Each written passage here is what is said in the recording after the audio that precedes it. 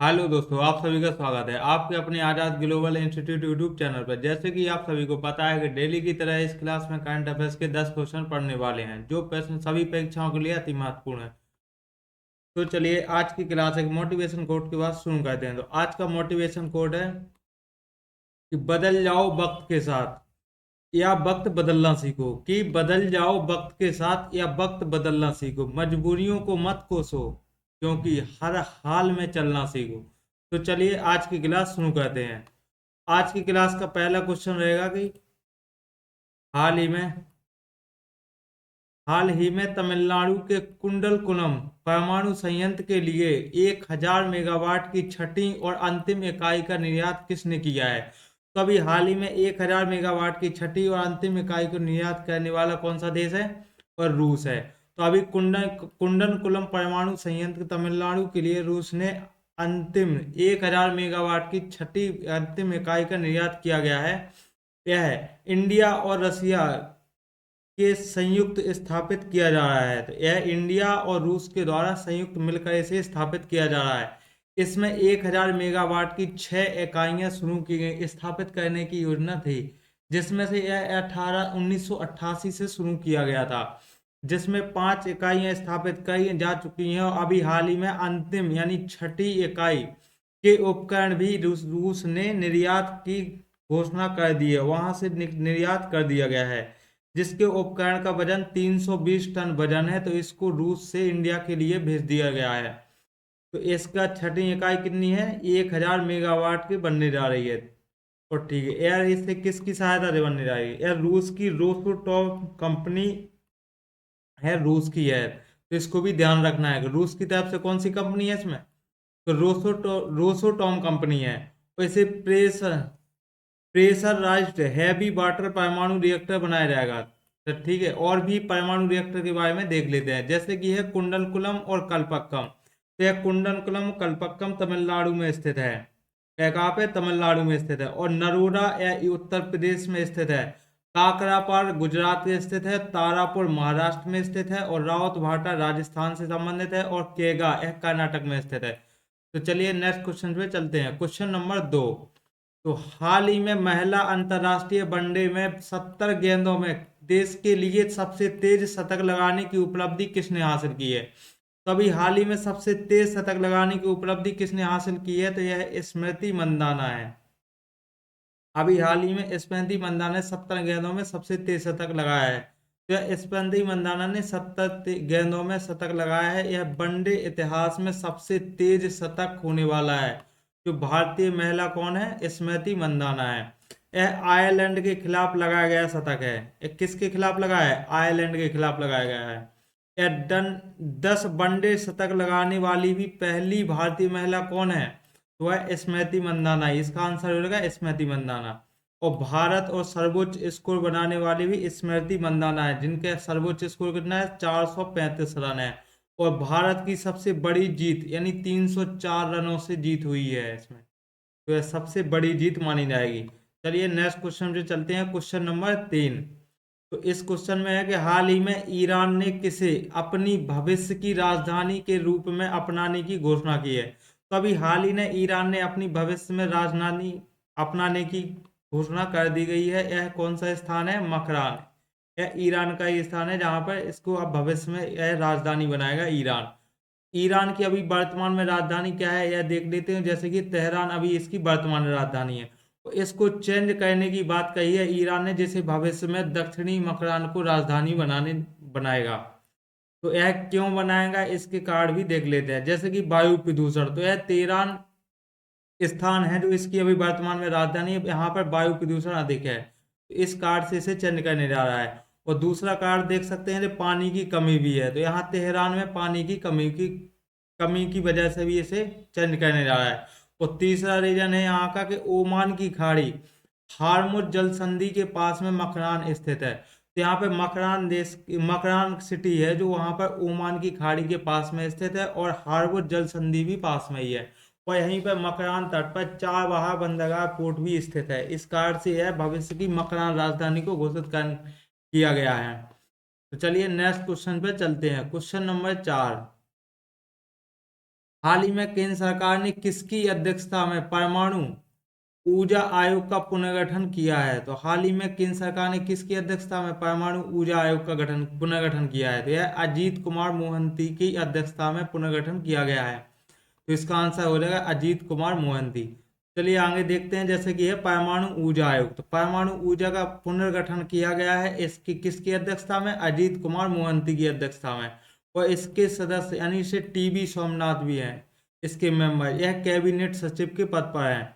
और अजीत डोभाल भी हैं जो एनएसए के अध्यक्ष हैं। अभी वर्तमान में अजीत डोभाल भी इसके सदस्य हैं। तो इसके बारे में भी देख लेते हैं। BARC, BARC क्या है? तो BARC की फुल फॉर्म होती है Bhabha atomic research centre. Bhabha atomic research centre, यह ट्राम्बे महाराष्ट्र में स्थित है। इसके हेड विवेक वसीम को बनाया गया है। चलिए नेक्स्ट क्वेश्चन पर चलते हैं। Question number 5।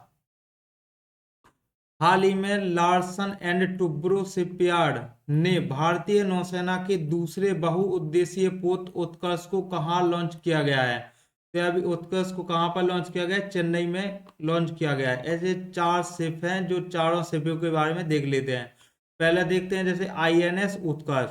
तो इसको अभी LNT कंपनी यानी लार्स एंड टुब्रो कंपनी के द्वारा दूसरा बहुउद्देशीय पोत उसका लॉन्च किया गया है। इसमें से MPV मल्टीपर्पज वेसल्स, यह दूसरे क्रम का बहुउद्देशीय पोत है जिसे लॉन्च किया गया है कट्टुपल्ली चेन्नई में। इसे लॉन्च किया गया है। तो इसका आंसर भी यही हो जाएगा, कट्टुपल्ली चेन्नई में लॉन्च किया जा रहा है। और इसका फर्स्ट है एक INS समर्थक, यह इसका फर्स्ट बहुउद्देशीय पोत है। और अभी हाल ही में दूसरा लॉन्च किया जा रहा है जो MPV मल्टीपर्पल वेसल्स, यह कहाँ पे? कट्टुपल्ली चेन्नई में स्थित किया रहा है। और प्रधानमंत्री के द्वारा यह 3 शिप भी देख लेते हैं जो अभी हाल ही में लॉन्च किए गए थे, जो कि INS सूरत। यह प्रोजेक्ट कौन सा है? Project 15B। और एक मिसाइल या विंध्यक जहाज यानी मझगांव डॉक लिमिटेड के द्वारा इसका निर्माण किया गया था। और दूसरा देखते हैं तो INS नीलगिरी। INS नीलगिरी का प्रोजेक्ट है प्रोजेक्ट 17A। इसको ही ध्यान रखना है। और यह एक स्टिल्थ यानी कि रडार की पकड़ में ना आने वाला जहाज है। और ऐसे फ्रिगेट यानी बहुत छोटा जहाज है। और तीसरा देखते हैं जैसे कि INS बागसीर, यह एक छठी पनडुब्बी है जो डीजल से संचालित पनडुब्बी है। इसका भी निर्माण मझगांव प्रोजेक्ट इसका 75 है, प्रोजेक्ट 75। और मझगांव डॉक लिमिटेड के द्वारा से निर्माण किया गया था। तो इसमें पूछा गया है दूसरा बहुउद्देशीय पोत उत्कर्ष कहाँ पर लॉन्च किया गया? यह चेन्नई में लॉन्च किया गया, जो कि है जे। चलिए नेक्स्ट क्वेश्चन पे चलते हैं। Question number 6। तो हाल ही में किसे यूनेस्को विरासत का प्रमाण पत्र मिला है? तो हाल ही में यूनेस्को विरासत का प्रमाण पत्र दिया गया है। यह किसे दिया गया है? तो इसे चराइदेव मोहदम असम को दिया गया है। यूनेस्को का विरासत का प्रमाण पत्र दिया गया है। इसकी घोषणा पहले कर दी गई थी, लेकिन हाल ही में इसे प्रमाण पत्र दिया गया है।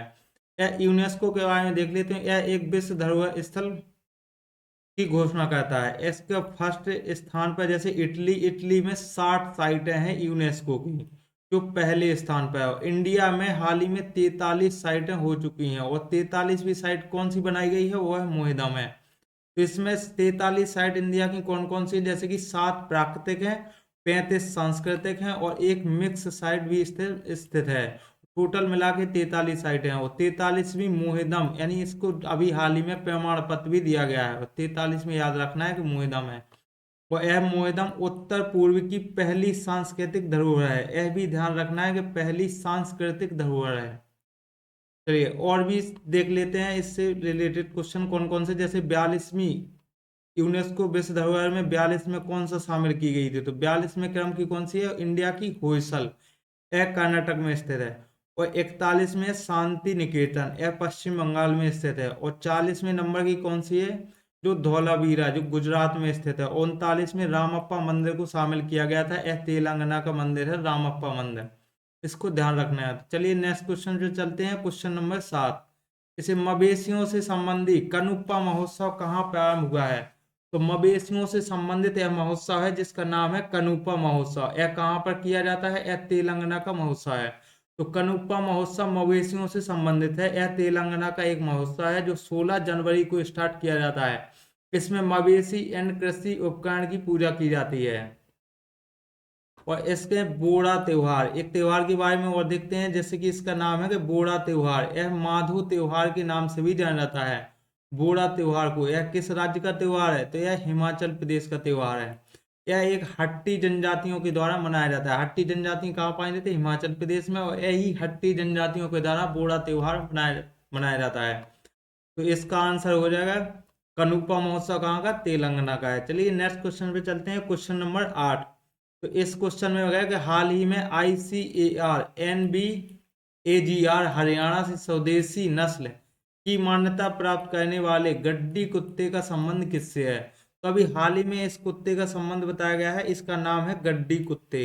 तो इसका संबंध किस राज्य से है, हिमाचल प्रदेश से बताया गया है। इसका संबंध है हिमाचल प्रदेश से। NBAGR इसका पूरा फुल फॉर्म क्या है कि राष्ट्रीय पशु अनुवांशिक संस्थान ब्यूरो।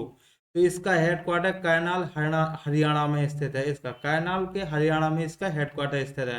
तो इसके द्वारा ही गड्डी कुत्ते का हिमाचल प्रदेश से संबंधित बताया गया है। इसमें हिमाचल प्रदेश का यह एक गड्डी कुत्ता है जो उसको स्वदेशी नस्ल बताया गया है। इसकी मान्यता दी गई है स्वदेशी नस्ल की। और यह हिम तेंदुआ से लड़ने के कारण इसका नाम भारतीय पैंथर हाउंड के नाम से भी जाना जाता है। तो यह कुत्ता किससे, हिम तेंदुआ से लड़ने वाला एक कुत्ता है। और इसे लंबे बालों वाला कुत्ता है। इसके बाल कैसे हैं, लंबे हैं। और इसे पहरेदार पहरेदार कुत्ता है, यह पहरेदारी करता है। चलिए नेक्स्ट क्वेश्चन में चलते हैं, क्वेश्चन नंबर 9 है।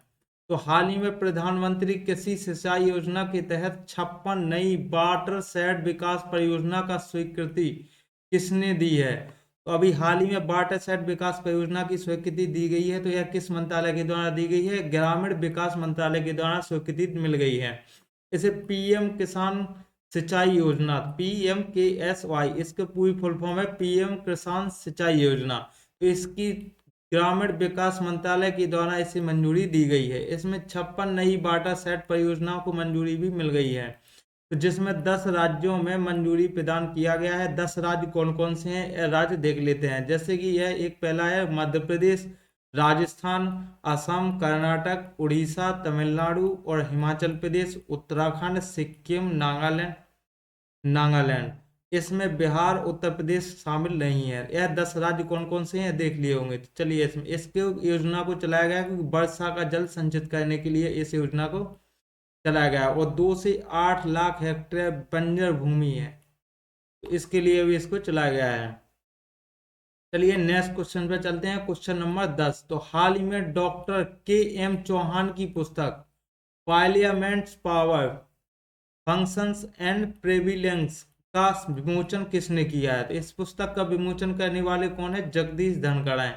तो यह संसद में शक्ति, कार्य एवं विशेषाधिकार के द्वारा एलई लॉन्च किया गया है। उपराष्ट्रपति, वर्तमान के उपराष्ट्रपति जगदीश धनखड़ के द्वारा लॉन्च किया गया है।